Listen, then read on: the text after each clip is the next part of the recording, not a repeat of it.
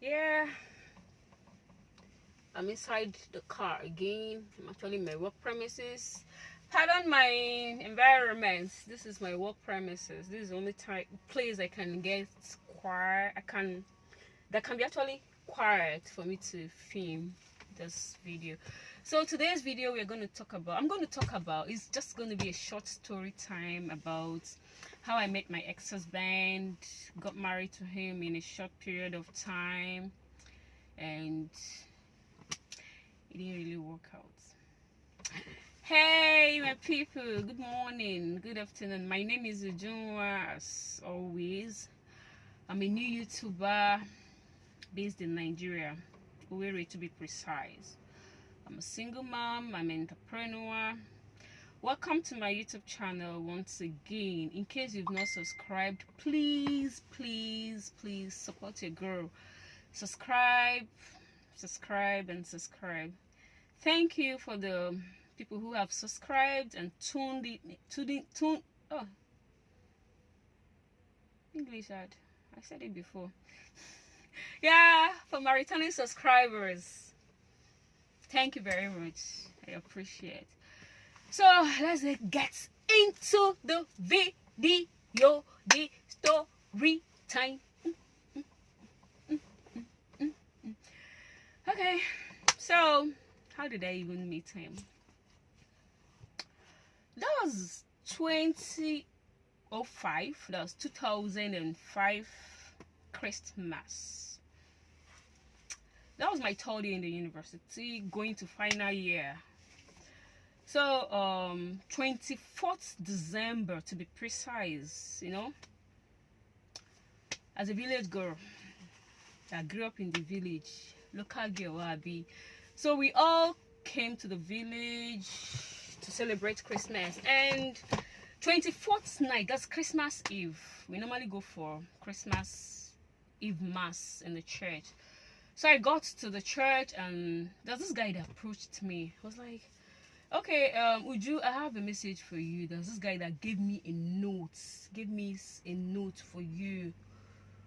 And now describe the guy. Do you remember one guy that stayed with this Reverend Father that was in my parish years back? That was like 98, 99, yeah.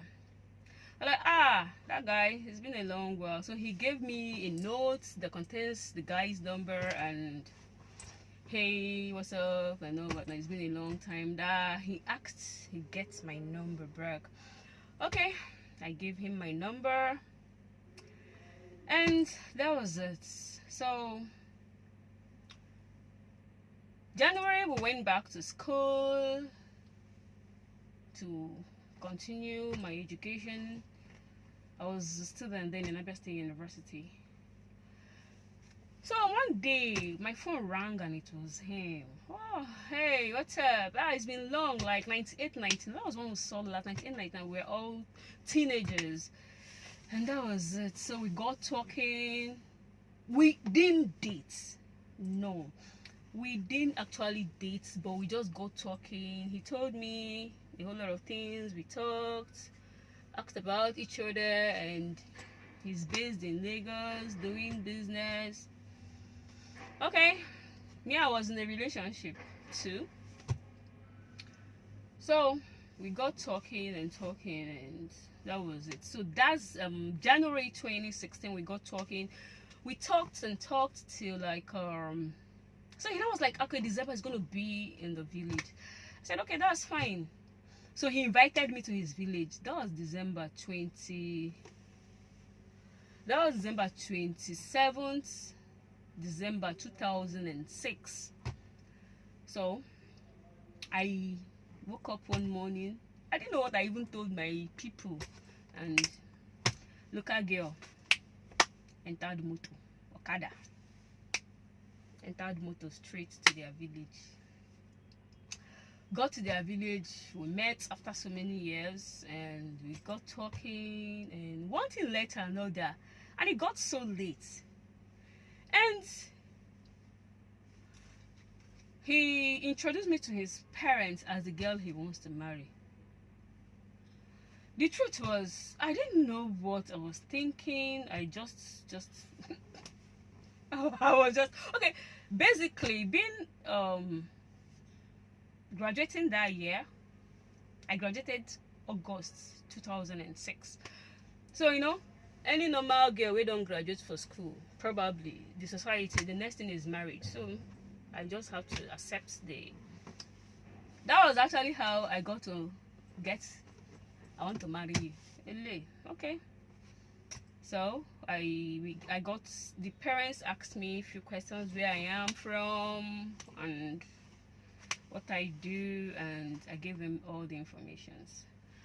And that was it. I left their house the next day. When I got home, I think everybody was asking me where I went to. I didn't even know what I told them, but I just didn't know what I told them. Probably, I can't remember, but I just cooked up one lie. And I told them the lies, and everybody bought it. After all, I am a graduate.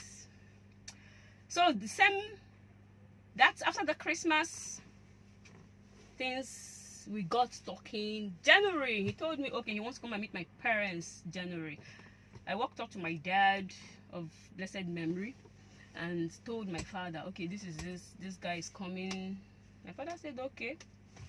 They came, did the first introduction, collected list, second introduction. The whole thing was just sharp. Did it. I remember my sister calling him. I was like, guy, why are you rushing this whole thing?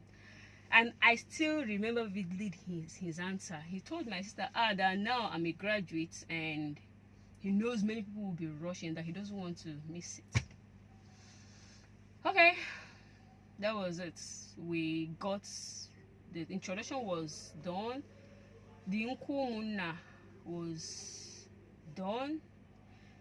Bride price was paid within a short period of January.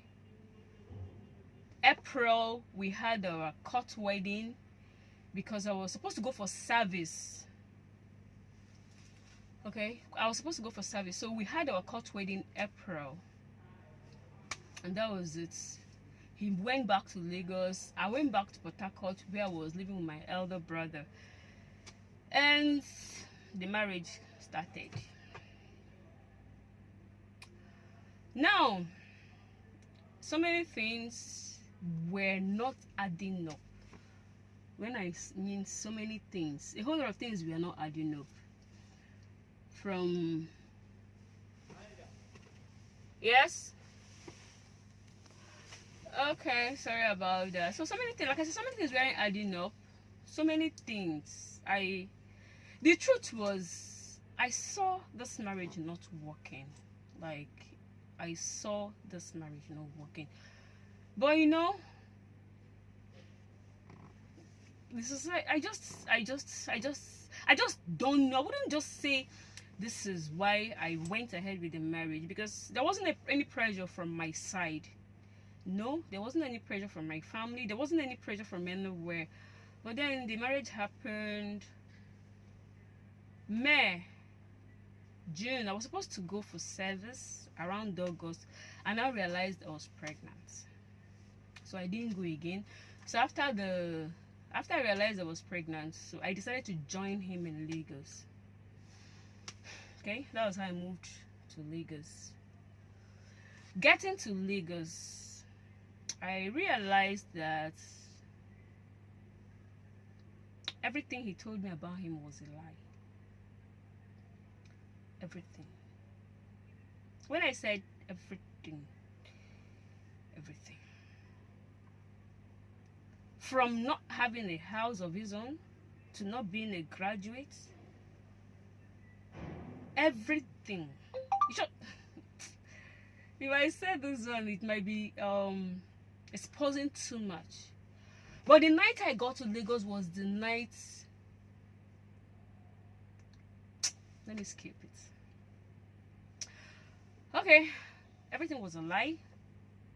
I said to myself, okay, fine. You're pregnant. You're just here. As a virtuous woman now, I have to endure, encourage, do everything. I didn't talk to my family about the lies or what I found out. No, I didn't. I just kept my cool. I was still getting support from my family. The only thing I know, the two people that were really involved, that knows the things were not really okay, was my immediate elder sister, my two elder sisters. So they were the people who were actually supporting me. So we fixed, because I was pregnant, we fixed a wedding.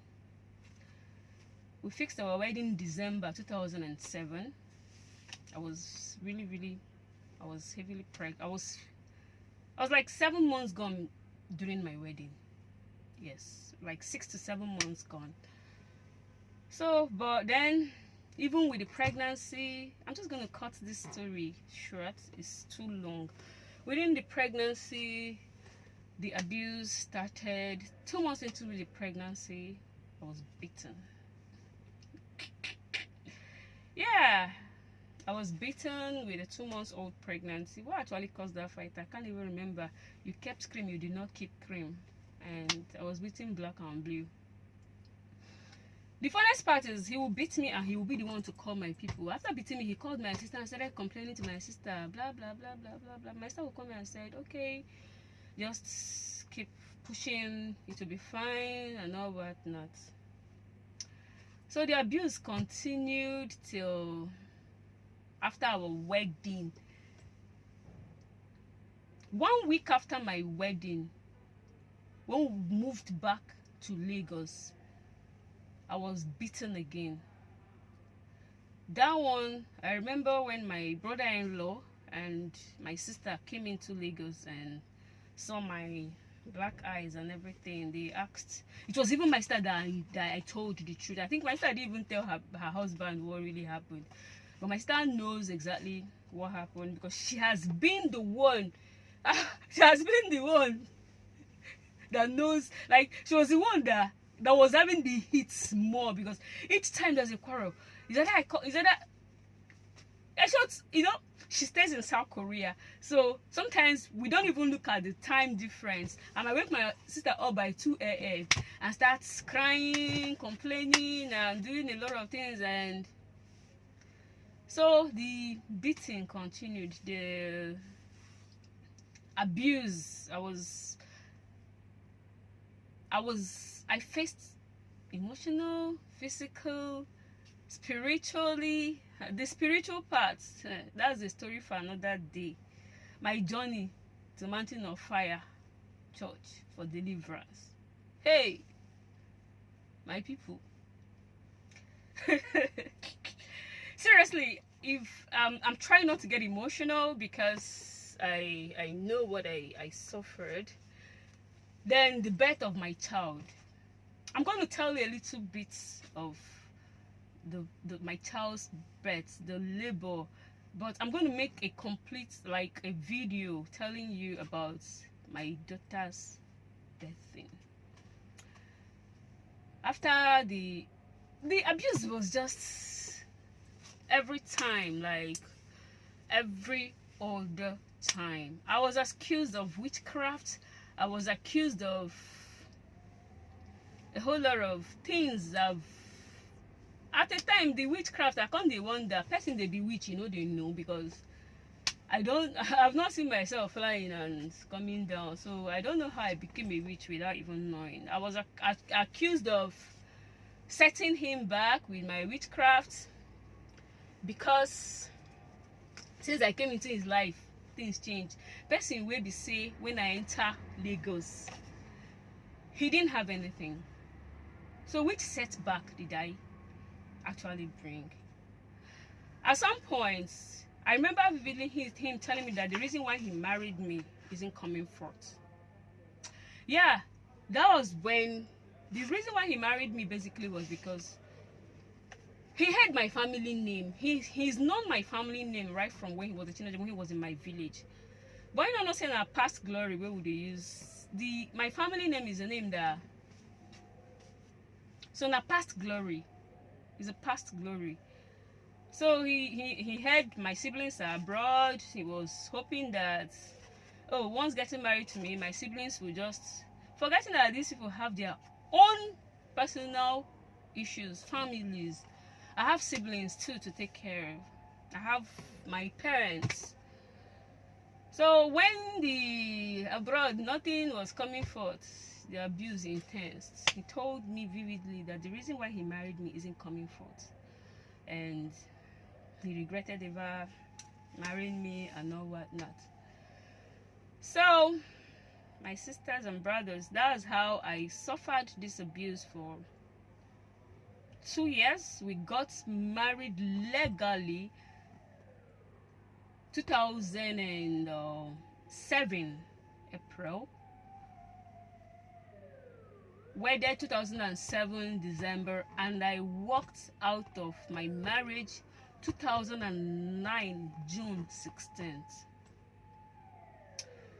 What led to my walking out of that marriage was something he never actually thought would happen, because worse things has happened.